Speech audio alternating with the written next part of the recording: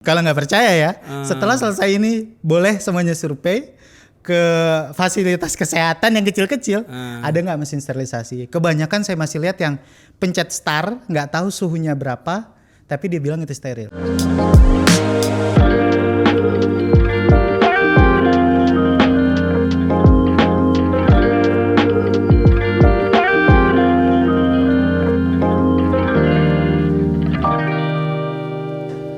Assalamualaikum warahmatullahi wabarakatuh. Selamat pagi, siang, sore, malam, sahabat sehat. Jumpa lagi dengan saya Dr. Dika di One Day Podcast, di mana kita bakal ngobrol asik, seru terkait kesehatan, pastinya dengan narasumber yang kece dan terpercaya. Tepuk tangan dulu dong. Dan hari ini kita akan lebih seru lagi untuk ngobrol karena saya tidak sendirian. Ya masa ngobrol sendirian ya, aneh banget. Bersama dengan Mas Akbar. Oke, petangan dong lagi, petangan Mas Akbar. Oke, Mas Akbar, selamat pagi nih ya kita syuting ya. Pagi dok. Apa kabar Mas Akbar? Alhamdulillah baik. Alhamdulillah. Mas monggo Mas kenalan dulu dong sama sahabat Oke, sahabat sehat. Yes. Wanjek ya dok ya? Iya, Wanjek. Oke, Wanjek TV. Jadi perkenalkan nama saya Akbar. Jadi kebetulan saya bekerja di Puskesmas dok. Puskesmas. Gitu ya. Puskesmas gitu. Tapi memang saya aktif di beberapa organisasi terkait praktisi sterilisasi, terkait pencegahan pengendalian infeksi, dan ada pengelolaan binatu juga dok. Jadi kayak laundry rumah sakit gitu ya. Gitu. Jadi kebetulan kita aktif ya. Sama saya ada lembaga juga, lembaga kediklatan gitu ya. Namanya Lentera Edukasi dok. Wow, gitu. Sibuk banget Mas. Bagaimana work life balance-nya nyampe nggak tuh? Oke. Kan kalau orang bilang work hard, party harder. Ini Mas Akbar partinya gimana, saya nggak kebayang nih. Jadi memang cukup padat gitu ya dok. Cuma ya mau nggak mau ya. Karena memang jiwa kita tuh senang untuk update gitu ya dok. Yang terbaru gitu dok. Luar biasa banget, panutan banget nih Mas Akbar nih ya. Tapi gini Mas, kenapa Mas Akbar kita undang hari ini sahabat sehat? Karena memang saya kemarin dapat informasi bahwa Mas Akbar ini adalah inisiator dari suatu inisiasi yang namanya USAP. Oke. Apa tuh Mas yang diusap Mas? Oke. Jadi memang kenapa sih kita buat nama itu USAP dulu ya dok? Jadi USAP itu sebenarnya Unit Sterilisasi Sentral Puskesmas dok. Unit Sterilisasi Sentral Puskesmas. USSP dong, bukan USAP dong. Tapi kenapa kita bikinnya USAP supaya mudah diingat sebenarnya dok. Dan memang jadi perhatian ya dengan di USAP kok dia steril gitu. Sehingga orang kayak kepo nih mau tahu gitu ya. Apa sih kira-kira USAP itu ya, gitu. Apa? Jadi sebentar. Unit Sterilisasi. Terbalik. Unit Sterilisasi Sentral Puskesmas. Bentar, ini yang di steril apa? Apa mungkin kucing? Oke. Beda, bukan steril kucing. Boleh kita cerita sedikit nggak dok? Boleh dong, boleh. Oke, jadi memang gini, saya itu sebelumnya di rumah sakit swasta di bagian kamar operasi dok, dari tahun 2014 sampai 2016. Oke, di Oka, di ruang ya, operasi. di Oka ya. Dari Oka tiba-tiba saya pindahlah ke puskesmas nih, hijrah nih dok ceritanya.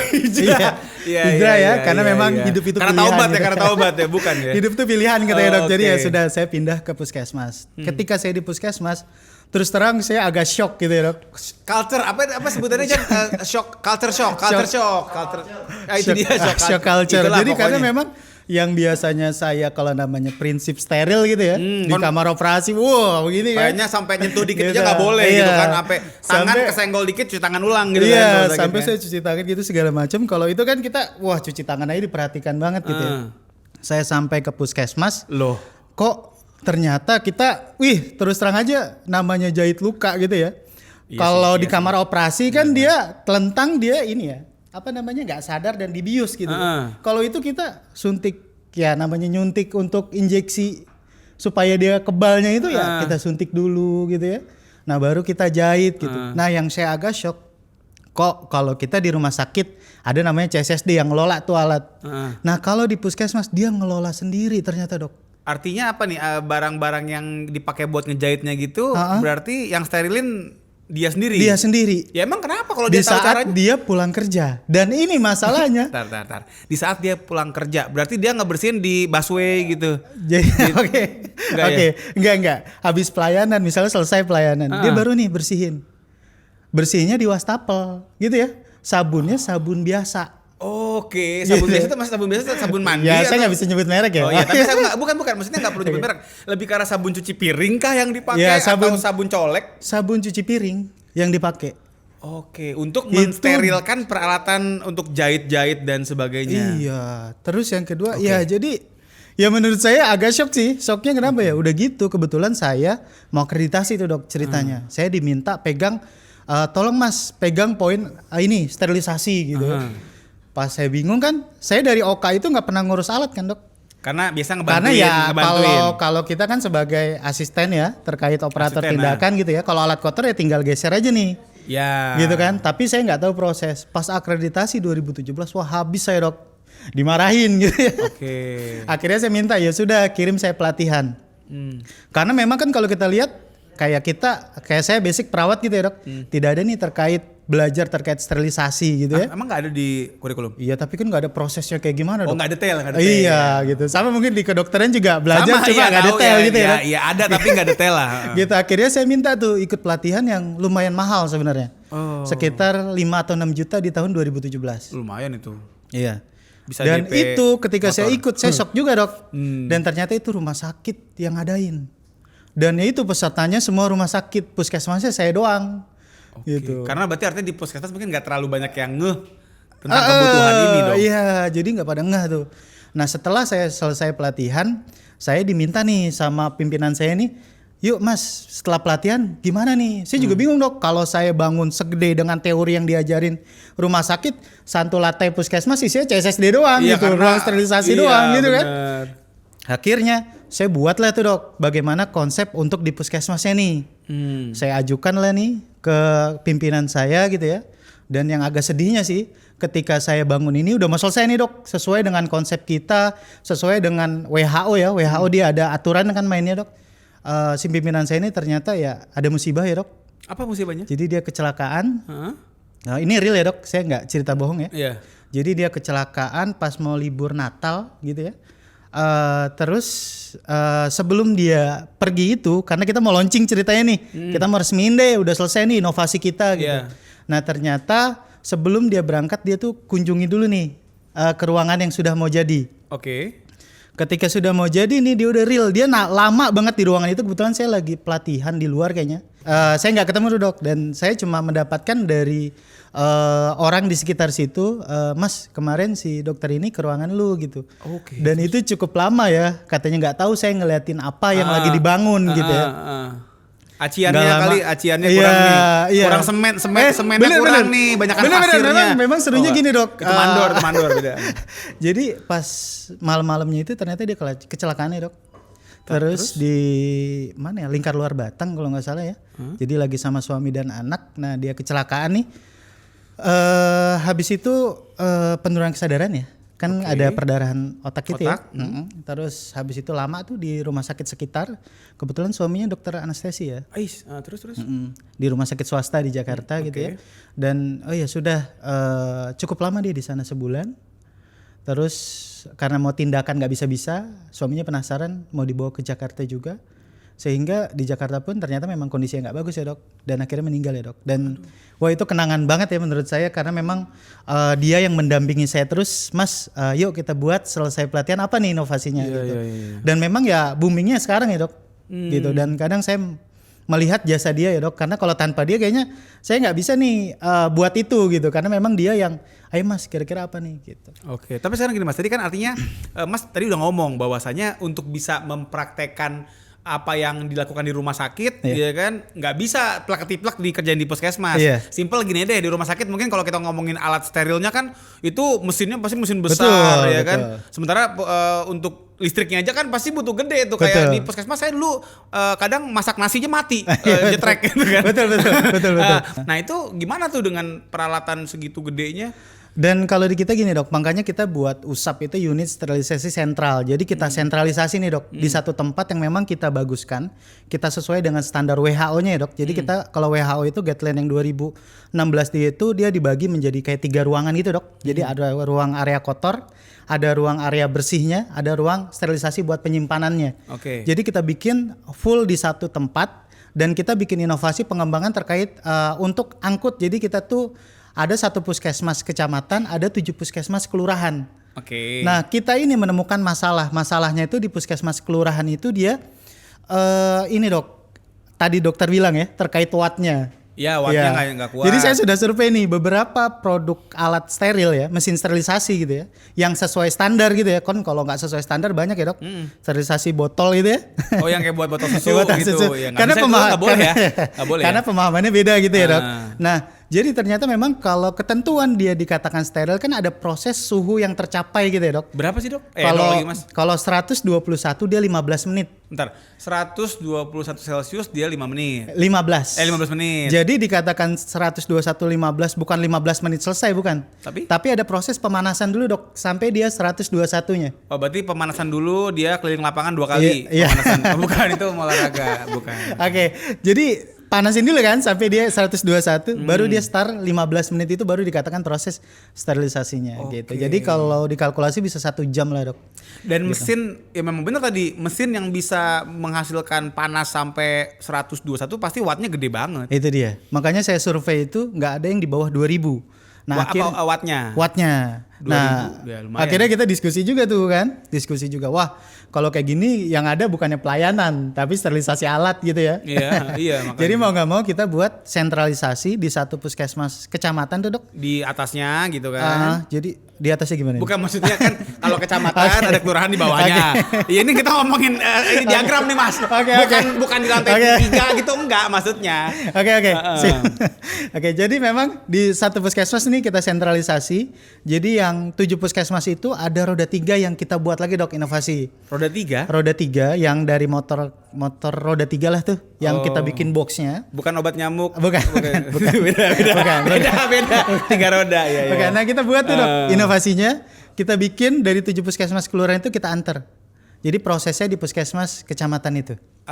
Tapi sepanjang jalan supaya tidak terkontaminasi gimana ceritanya? Enggak, itu kan kita udah bikin desain boxnya sedemikian rupa sehingga tidak terjadi kontaminasi. Oke, gitu. Berarti motornya juga standar banget tuh ya, maksudnya shock breakernya musim custom. Iya, mesin shock breakernya musim puk. Gitu. Kalau di jalan nggak rata kekocok itu ntar si mesin alat-alatnya. Oke, jadi di kecamatan disterilin, nanti dikembalikan lagi di kelurahan-kelurahannya. Iya, betul.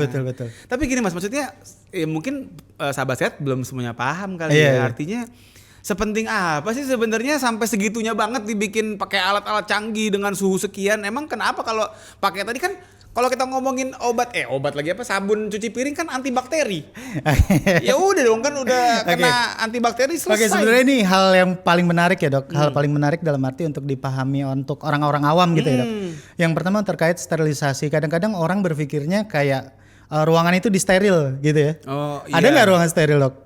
Kayaknya susah ya. Gak ada ya. Kan gini, definisi steril itu apa sebenarnya? Iya, jadi kan bebas mikroorganisme ya dok. Jadi kalau orang bilang kadang-kadang masih pemahamannya ruangnya disteril gitu, itu nggak ada. Tapi lebih tepatnya desinfeksi. Jadi ada yang membedakan antara sterilisasi sama si desinfeksi itu dok. Nah kita ini berharap steril itu bebas mikroorganisme gitu ya dok. Even satu bakteri pun nggak boleh ada. Satu bakteri pun nggak boleh. Wow. Gitu. Standarnya itu SAL 10⁻⁶. Jadi kalau dari 1 juta itu minimal cuma 1 alat yang nggak steril. 1 juta. Hitungan standarnya ya dok. SAL-nya itu 10⁻⁶. Jadi dari SAL ini SAL Priadi apa gimana? SAL itu standar ya dok. Oh iya. Standarnya okay. gitu ya. Jadi itu harus 10⁻⁶ dok. Gitu. Nah, pada kenyataannya orang berpikir masih awam itu ya steril itu ya cuma ya udah steril aja gitu. Dibersihin pakai sabun. Gitu. Gini Mas, aku juga kan alumnus ini ya puskesmas ya. Iya. Maksudnya pernah berapa tahun di puskesmas dan memang waktu itu kita habis dicuci gitu kan, kadang masukin autoclave tuh yang mesin bikin panas. Terus ntar direndam sama betadin gitu. Nah, itu belum steril berarti apa gimana? Jadi kalau standar WHO ada namanya siklus dekontaminasi, dok. Siklus dekontaminasi. Iya, mulai dari pre-cleaning, cleaning, terus habis itu dia desinfeksi, sterilisasi. Panjang ya? Baru dikemas. Ternyata panjang, dok. Bener-bener. Kalau saya lihat dulu, saya berpikirnya karena saya orang OK juga kayaknya awam aja. Kayaknya udah dioper ke belakang, disterilin, selesai gitu ya. Oh ternyata prosesnya banyak. Kenapa sih nggak boleh pakai sabun cuci piring? Takut nanti sisa rendangnya hilang. Emang ada sisa rendang? Nggak ada. Oke. Keterkaitan sebenarnya darah sih, dok. Karena darah kan ada protein, ada darah, ada lemak gitu ya. Nah ketika dia pakai sabun cuci piring itu sebenarnya nggak cocok dok. Nggak cocok atau nggak hilang? Nggak cocok. nggak cocok dan nggak hilang. Nggak cocok nggak cocok sama, kalau nggak cocok berarti ribut mulu gitu maksudnya. Nggak cocok nih gimana nggak cocok? Jadi nggak pas ya, dalam arti yang harus kita hilangkan proteinnya nggak hilang, masih ada tersisa. Oke. Dan kunci utama sebenarnya di pencucian itu, Dok. Jadi kalau dia gini. Jadi kalau WHO bilang paling penting itu pre-cleaningnya, Dok. Pre-cleaning. Pembersihan lah nih, dibersihinnya dulu yang paling penting. Pakai apa? Pakai, kalau di standar itu harus pakai enzimatik namanya, Dok.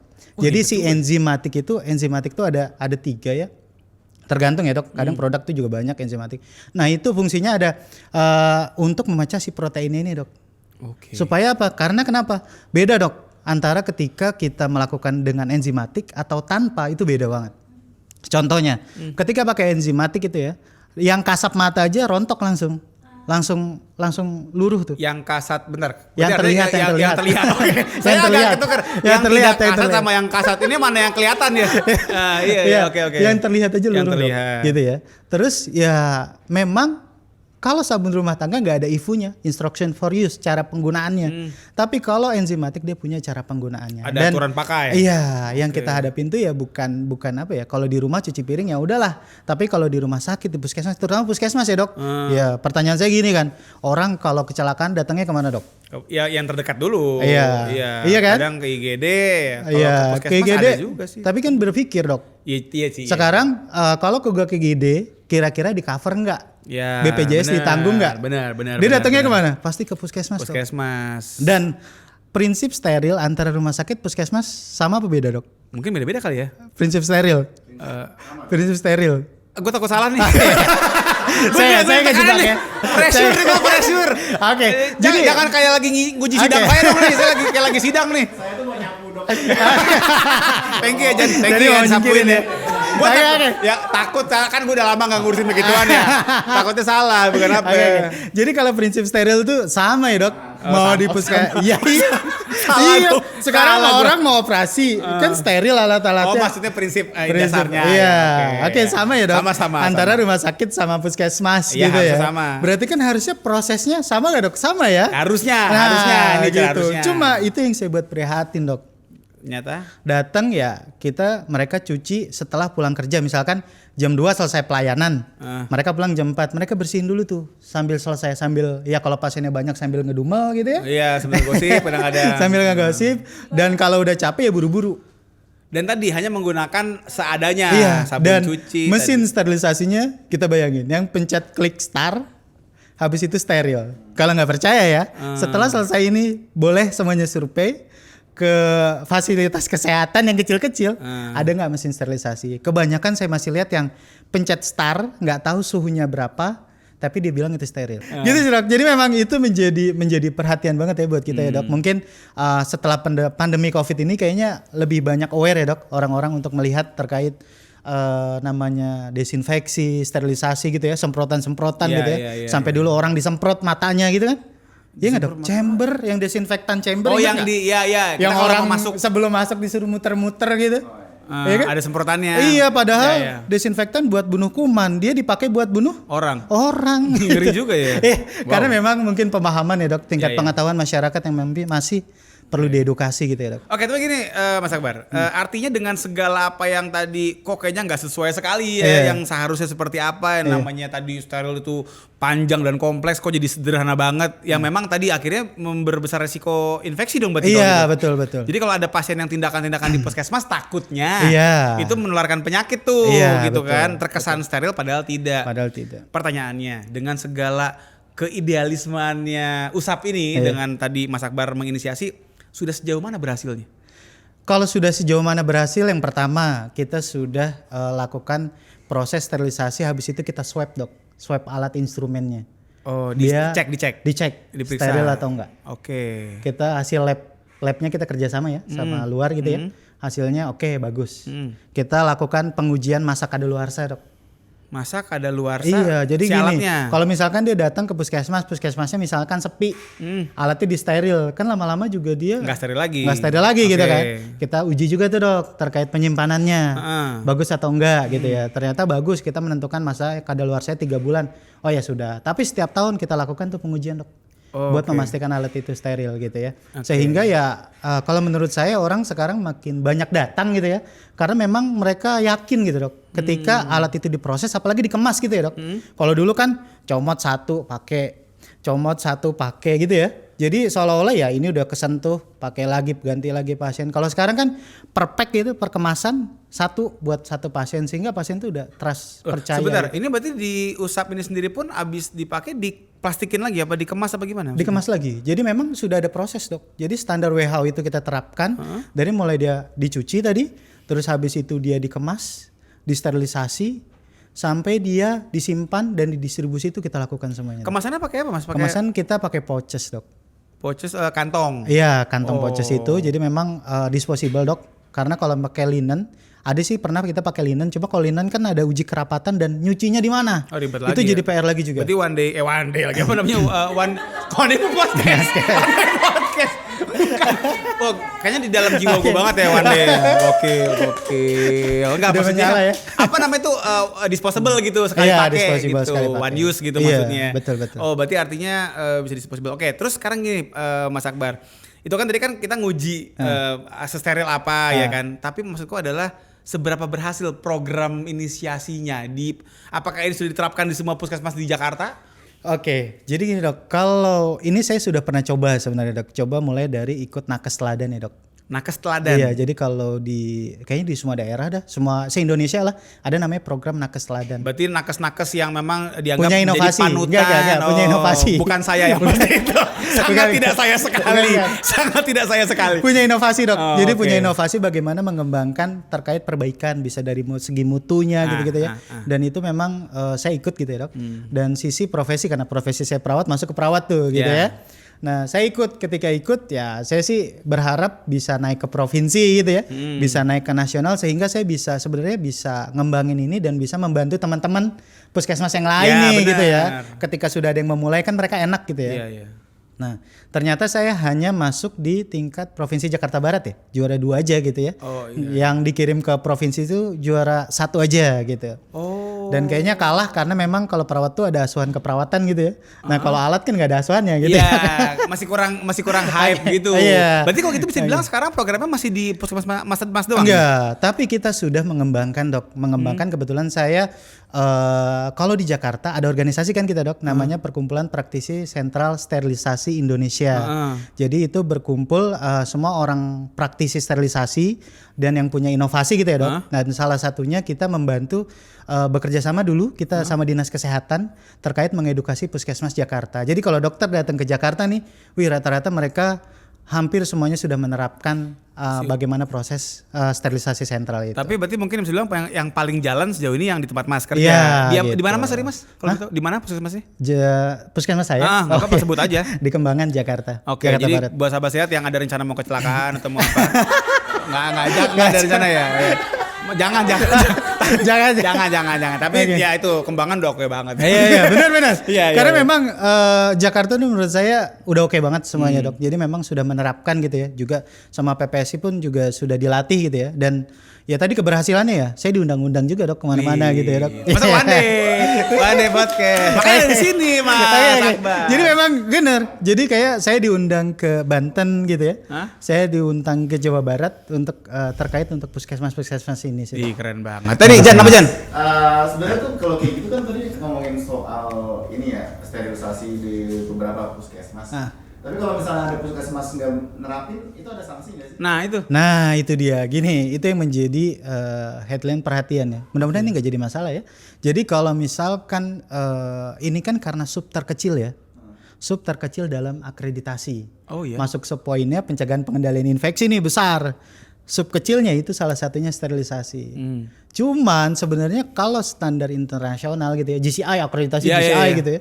Nah mereka itu kan ngelihat si CSSD-nya dulu, si produksinya dulu. Justru yang si sterilnya si itu sentralnya yang dulu. Iya. Kalau misalkan dia nggak steril di ruangannya aja prosesnya, bagaimana output alat yang digunakan? Iya benar. Gitu. Itu sih yang agak prihatin ya mas. Jadi memang dok, jadi saya terus terang sih berharap itu bisa terus dikembangin. Bukan berharap saya terkenal keliling gitu ya dok. Iya. Gitu. Kalau itu sih sampingan. Iya alhamdulillah. Ya. Itu alhamdulillah nggak nolak. Oke, itu alhamdulillah gitu ya. Cuma memang berharapnya kita bisa berkembang gitu ya dok. Di mana aja dan puskesmas tuh semua nerapin. Mungkin kalau mas sama mbaknya sama dokter mungkin kalau iseng-iseng mainlah ke fasilitas kesehatan yang mau misalkan gigi gitu ya, ke alat gigi gitu, terus ke alat misalkan pasang KB atau ke yang jahit-jahit, lihatlah mesin sterilisasinya apakah sesuai standar atau belum, apakah dikemas atau enggak gitu ya. Ada nggak sih mas yang misalnya pakai oven biasa gitu? Apa? Pakai oven biasa kan sesama panas. Oven iya, biasa. Nah, nastar. Gini. Kok jadi nastar nih gitu? Nggak ada nggak sih yang masih pakai? Jadi yang hit ya, yang auto heating autoclave yang dia hit pakai panas itu sebenarnya kendalanya itu kalau suhunya bisa disetting ya dok. Itu kan mainnya di suhu ya dok. Suhu sama waktu. Cuma kendalanya dia tidak direkomendasikan sekarang, tidak ada bahan pengemasnya dok. Tadi yang si apa namanya tuh sekali pakainya tadi. Iya, kalau pakai kain kan kebakar. Aku menyimpulin tadi artinya berarti memang sampai sekarang belum ada sanksi terkait ini, belum ada dong. Belum ada Ya. Nah, tadi. Jadi sebenarnya ya ini PR buat ya mungkin nanti perhatian ya buat dinas kesehatan gitu ya, dan makanya memang pengennya tuh up dalam arti semua sadar gitu ya, itu penting gitu ya, dalam arti ya penularan itu kan beresiko gitu. Iya, kita entah siapa yang tertular gitu. Jadi kayak jadi mungkin nggak apa-apa buat para stakeholder gitu ya. Coba mungkin bisa diterapkan lah pelan-pelan gitu kan, sanksi gitu kan buat mereka yang melanggar ini. Mungkin disuruh berdiri satu kaki kan. Begini nih. Pakai disetraya kan sanksi juga itu. Oke, Mas, sebelum kita tutup aku mau dengar challenge-nya apa sih paling susah terkait menerapkan ini semua? Challenge-nya yang paling susah itu memberikan edukasi pemahaman sebenarnya. Pemahaman. Jadi memang kenapa tuh saya tadi sedih ya kehilangan beliau nih yang pendamping saya untuk membangun fighter. Karena untuk memahamkan orang prinsip sterilisasi proses seperti apa itu harus kita jelaskan dulu satu-satu. Oke. Ketika mereka paham baru mereka ternyata prosesnya kayak gini. Perlu banget dan penting gitu, banget. Dan penting banget gitu. Oke, kalau gitu harapannya Mas Akbar nih Mas, mungkin bisa disampaikan. Nggak apa-apa, ini kan nonton banyak nih. Oke. Ya kan? Biar mungkin sampai harapannya memang kalau dari sisi konsumen ya lebih lebih kritis gitu, nggak apa-apa ya. Kritis dalam arti sehingga mungkin fasilitas kesehatan tuh akan lebih update, akan lebih memperhatikan gitu ya, terus akan lebih mengupgrade gitu ya pengetahuannya, betul. Fasilitasnya, sehingga namanya tadi dikatakan steril yaitu bebas mikroorganisme dan prosesnya kayak tadi ya cukup panjang tapi ya demi keselamatan pasien. Dan kalau saya bilang namanya kita kayak barang bekas ya, ibarat kata dia kan udah bekas dipakai, kita pengen dia steril lagi gitu kan. Nah pasti ada proses yang harus dia lakukan dan menghasilkan output yang steril, bebas mikroorganisme dan aman buat pasien saat digunakan gitu dok. Oke, mantap. Terima kasih banyak nih Mas Akbar. Mudah-mudahan ya, tangan Bang Akbar. Iya, mantap. Jadi harapannya kita masih bahwa bisa steril gitu kan. Bukan cuma pas lagi ada pejabat mau datang kan gitu kan. Ada pejabat datang sterilin ruangan, bukan. Ya, jadi nggak ada hubungannya sama itu ya. Tapi ini lebih ke arah untuk membuat pasien tuh lebih aman, ya kan, nggak gampang kena infeksi dan jangan sampai ini disepelekan. Mudah-mudahan apa yang tadi Mas Akbar inisiasikan dalam bentuk USAP ya, meskipun sebenarnya USSP sebetulnya ya, tapi daripada USP gitu kan susah. Jadi USAP ya kan, basah-basah nih mikrofon. Jadi intinya kita sama-sama berharap semoga semakin berkembang lagi dan makin keren lagi ya, sampai kepada tadi sterilisasi. Jadi terima kasih banyak. Siap, sama-sama Mas Akbar, asik banget untuk hari ini, dan juga terima kasih buat para sahabat sehat. Jangan lupa masih banyak episode lain yang tidak kalah menariknya, makanya di subscribe ya kan di YouTube kita di OneJack TV dan juga Instagram kita di onejack.indonesia. Jadi sekali lagi terima kasih banyak Mas Akbar. Sampai ketemu lagi. Terima kasih.